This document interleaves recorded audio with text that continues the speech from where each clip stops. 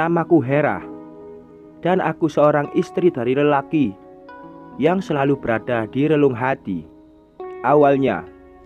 Tapi semenjak malam itu, semua berubah.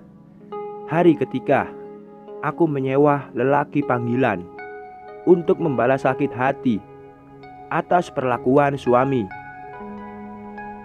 Kisahku berawal dari malam itu. Hari ini sangat melelahkan. Aku yang harus menyelesaikan semua pekerjaan. Salah satu teman yang racing secara tiba-tiba dari kantor. Penat dan pening membuat badan ini setengah melayang. Sesampainya di rumah, aku melihat mobil suamiku, Mas Dales, sudah berada di depan. Berarti laki-laki itu sudah lebih dulu sampai rumah daripada diriku. Mas, aku mencari sosoknya di kamar terlebih dahulu, tapi tidak juga ku temukan. Kali ini melangkah menuju dapur di belakang. Samar-samar aku mendengar suara seseorang yang berbicara melalui ponsel. Itu suara Mas Dales.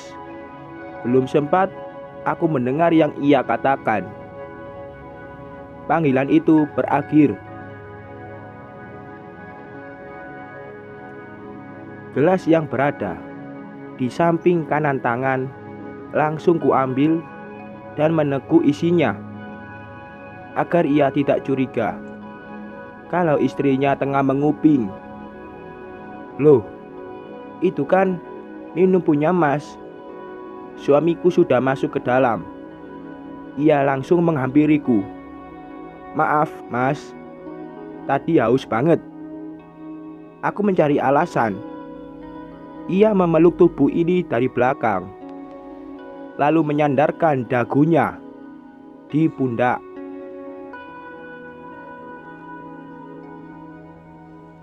Dek, Mas ada meeting dadakan hari nanti.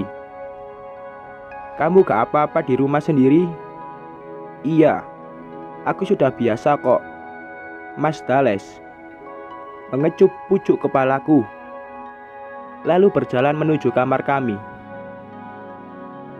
Ia memang selalu begitu.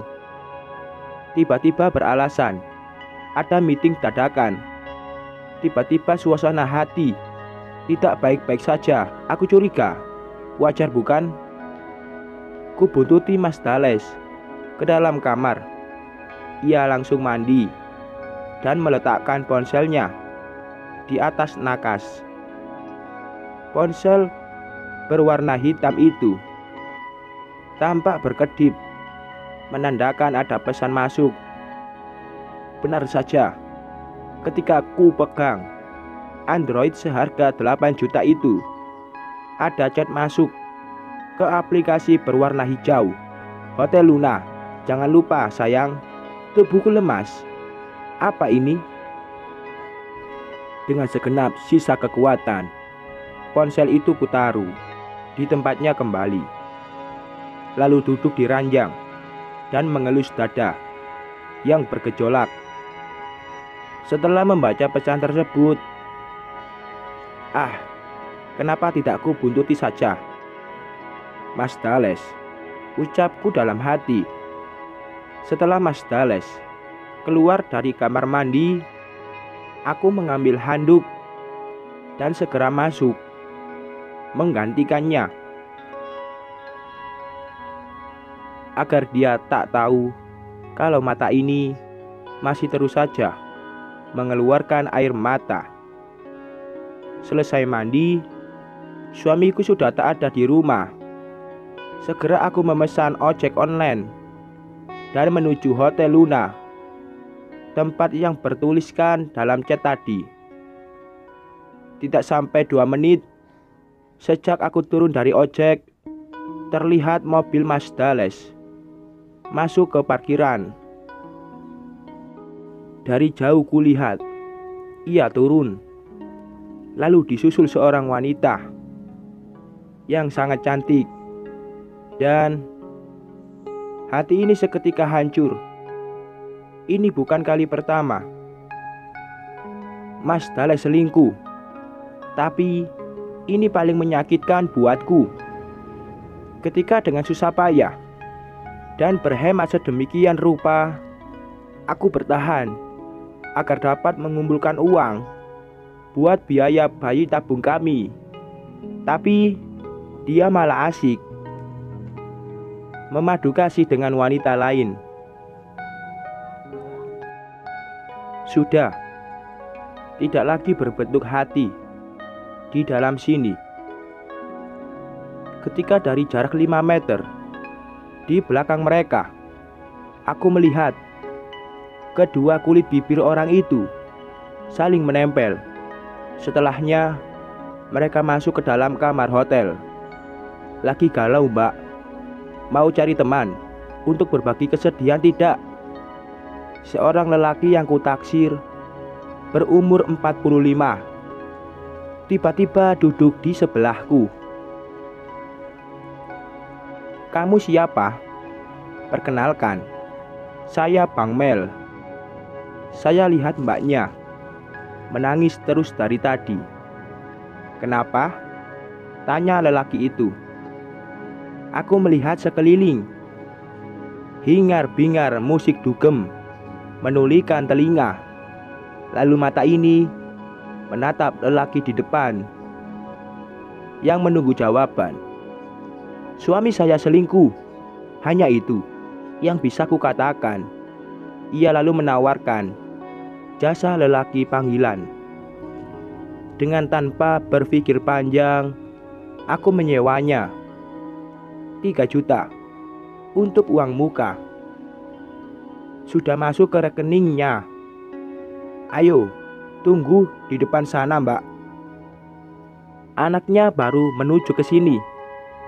Aku mengangguk, lalu mengikuti langkah Bang Mel. Entah bagaimana caraku sampai di tempat ini. Kacaunya otak hingga tak mampu aku mengendalikan emosi yang sedang melingkupi hati. Kah, boleh berada di atas tubuh wanita itu. Tapi jangan salah, aku pun bisa melakukan hal yang sama denganmu, kataku dalam hati,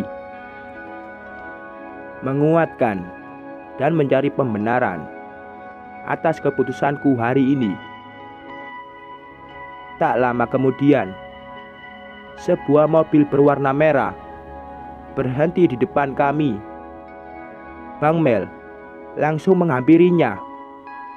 Setelah berbincang, ia meninggalkanku sendiri. Lelaki muda itu turun dari mobil, lalu melempar senyum. Aku mendadak ingin membatalkan saja transaksi malam ini. Takut kalau nanti malah terjerat dengan lelaki manis itu dan mengabaikan Mas Dales. Sepertinya kalau aku panggil tante ketuaan ya. Bagaimana kalau aku panggil kakak saja? Laki-laki muda itu tampak mulai mengakrabkan diri. Aku mundur, menjaga jarak dengannya.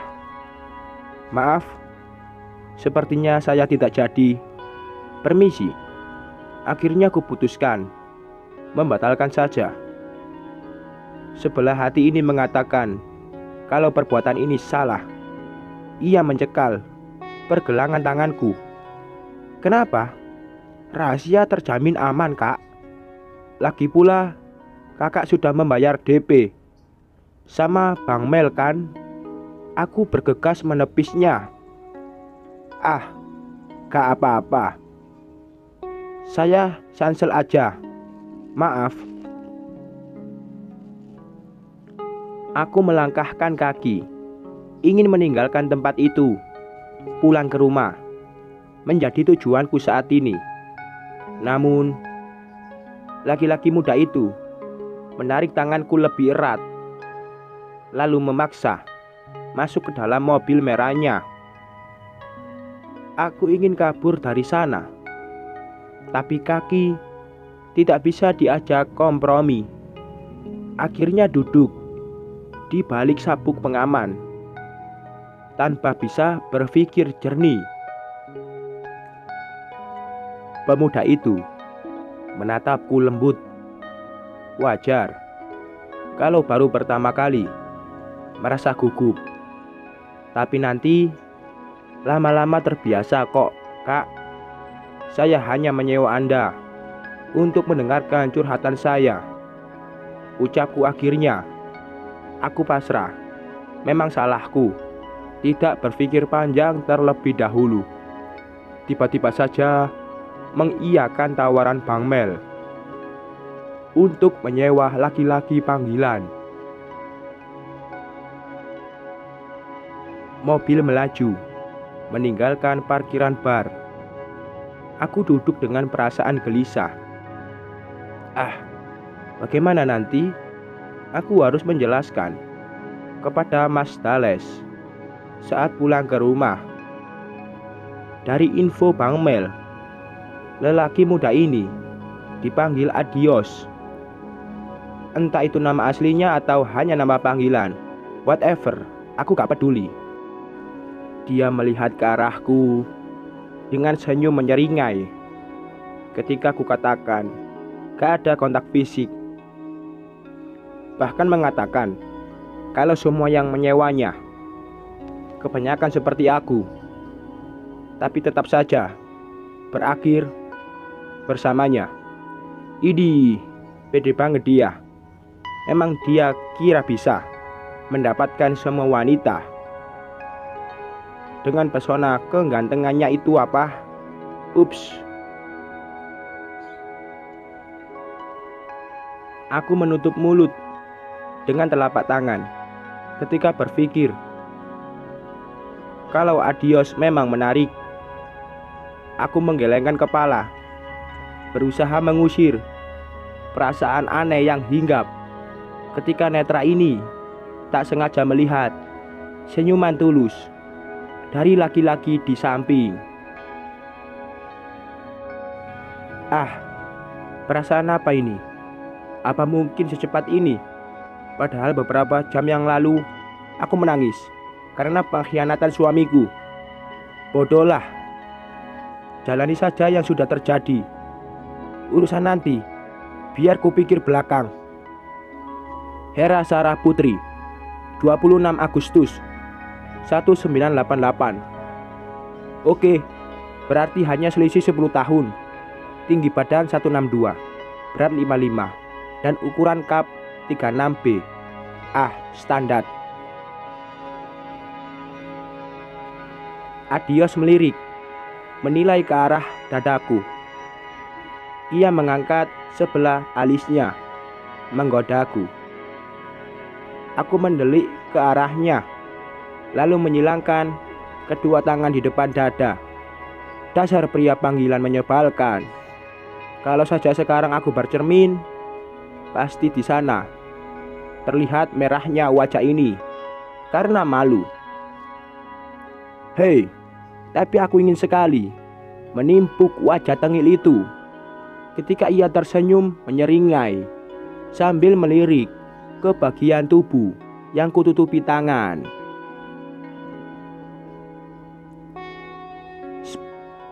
Bersambung.